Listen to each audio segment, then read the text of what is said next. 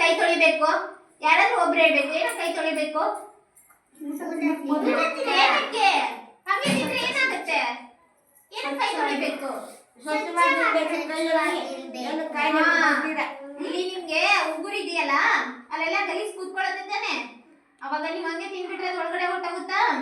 ಒಳಗಡೆ ಹೊಟ್ಟೋದ್ರೆ ಏನಾಗುತ್ತೆ? ಜ್ವರ ಬರುತ್ತೆ. ಕಾಯಿಲೆ ಅಂದ್ರೆ ಏನ್ ಕಾಯಿಲೆ ಬರುತ್ತೆ? ಮತ್ತೆ ಬರೀ ಜ್ವರ ಬರುತ್ತಾ? ಹೊಟ್ಟೆ ನೋವು ಬರುತ್ತೆ, ಲೂಸ್ ಮೋಷನ್ ಆಗುತ್ತೆ, ವಾಮಿಟ್ ಆಗುತ್ತೆ ಅಲ್ವಾ? ಆಗುತ್ತೆ ತಾನೆ. ಅಲ್ಲಿ ನೀವೆಲ್ಲಾದ್ರೂ ಫಂಕ್ಷನ್ಗೆ ಹೋಗಿರ್ತೀರಾ, ಅವ್ರು ಹೆಂಗಂದ್ರೆ ಹಂಗೆ ನೀಡಿರ್ತಾರೆ ನಿಮ್ಗೆ ಅಲ್ವಾ? ಅಲ್ಲೆಲ್ಲ ತಿನ್ಬಿಟ್ಟು ಹೊಟ್ಟೆ ನೋವು ಬರುತ್ತೆ ತಾನೆ ನಿಮ್ಗೆ. ಅದಕ್ಕೆ ಕೈ ತೊಳಿಬೇಕು ಅಂತ ಹೇಳೋದು ಅಲ್ವಾ? ಮತ್ತೆ ಯಾವಾಗ ಮಾಡ್ತೀರಾ? ಊಟ ತಿಂದ್ಮೇಲೆ ಹ್ಯಾಂಡ್ ವಾಶ್ ಮಾಡ್ಬೇಕಾ? ಮತ್ತೆ ಮತ್ತೆ ಯಾವಾಗ ಮಾಡ್ತೀರಾ?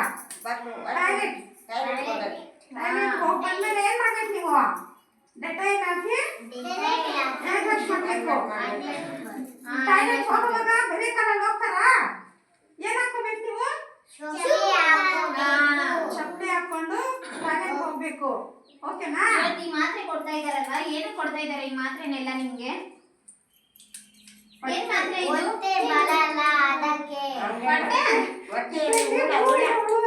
ಹುಳು ಇರುತ್ತೆ. ಇವಾಗ ನೀವು ಆಟ ಎಲ್ಲ ಆಡ್ತೀರಲ್ವಾ? ಆಟ ಎಲ್ಲ ಆಡ್ಬೇಕಾದ್ರೆ ಚಪ್ಪಲಿ ಹಾಕೊಂಡು ಆಡ್ತೀರಾ? ಇಲ್ಲ ಅಲ್ವಾ? ಚಿಕ್ಕ ಚಿಕ್ಕ ಚಿಕ್ಕ ಚಿಕ್ಕ ಹುಳ ನಿಮ್ ಕಣ್ಣಿಗೆ ಕಾಣಿಸಲ್ಲ, ಅದು ನಮ್ ಕಣ್ಗೂ ಕಾಣಿಸಲ್ಲ. ಅದೆಲ್ಲ ನಿಮ್ ಹೊಟ್ಟೆ ಒಳಗಡೆ ಹೋಗಿರುತ್ತೆ ಅಲ್ವಾ? ಆ ಹುಳ ಹೊರಗಡೆ ಬರ್ಬೇಕು ಅಂದ್ರೆ ಏನಾದ್ರೂ ಮಾಡ್ಬೇಕಲ್ವಾ ನೀವು? ಅದಕ್ಕೆ ಈ ಮಾತ್ರೆ ಕೊಡೋದು. ಈ ಮಾತ್ರೆ ತಿಂದ್ರೆ ಆ ಹುಳ ಇರುತ್ತಲ್ವಾ, ಈ ವಾಶ್ರೂಮ್ಗೆ ಹೋದಾಗ ಅದೇ ಹೊಟ್ಟೋಗ್ಬಿಡುತ್ತೆ. ಕೊಟ್ಟಿದ್ದಾರೆ ನಿಮ್ಮ ಈ ಮೇಡಮ್ ಕೊಟ್ಟಿದ್ದಾರಾ? ಯಾವಾಗ ಕೊಟ್ಟಿದ್ದಾರೆ? 6 ತಿಂಗಳಿಗೊಂದ್ಸಲ. 6 ತಿಂಗಳಿಗೊಂದ್ಸಲ ಹೇಳ್ಬೇಕು. ಯಾರಾದ್ರೂ ಕೇಳಿದ್ರೆ ನಮ್ಗೆ ಮಾತ್ರೆ ಕೊಟ್ಟಿದ್ದಾರೆ ಅಂತ ಕೇಳಿದ್ರೆ ಕೊಟ್ಟಿದ್ದಾರೆ ಅಂತ ಹೇಳ್ಬೇಕು. ಈ ಒಂದ್ ಮಾತ್ರೆನ 6 ತಿಂಗಳು ಆದ್ಮೇಲೆ ಮಾತ್ರ ತಿನ್ಬೇಕು, ಮತ್ತೆ ಮತ್ತೆ ತಿನ್ಬಾರ್ದು. ಆ ಮಾತ್ರೆ ನುಂಗೋದ ಜುಗ್ಗೋದ? ಏನ್ ಮಾಡ್ಬೇಕು ಈ ಮಾತ್ರೆನ? ಚಪ್ಪರಿಸ್ಬೇಕು. ಏನ್ ಚಪ್ಪರಿಸ್ಬೇಕು? ಬರೀ ನುಂಗ್ಬೋದಲ್ಲ, ಏನ್ ಚಪ್ಪರಿಸ್ಬೇಕು? ಏನ್ ಚಪ್ಪಸೋದು?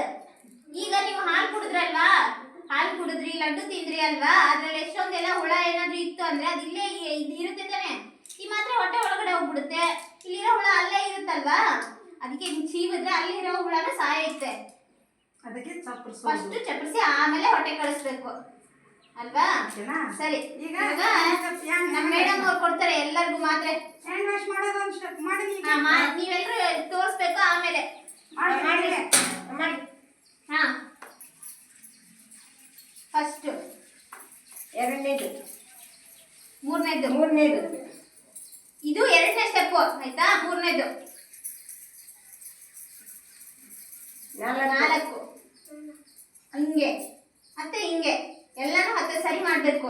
ಆಮೇಲೆ 5ನೇದು. ಎಷ್ಟು ಸ್ಟೆಪ್ ಇರೋದು? 5. 6.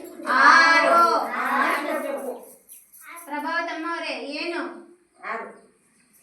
ಆಯ್ತು. ಕೈ ತೊಳೆದ್ಬಿಟ್ಟು ಹಿಂಗಿಟ್ಬಿಟ್ಟು ಬಿಡಬೇಕು, ಬಟ್ಟೆಗೆಲ್ಲ ಒರೆಸ್ಬಾರ್ದು.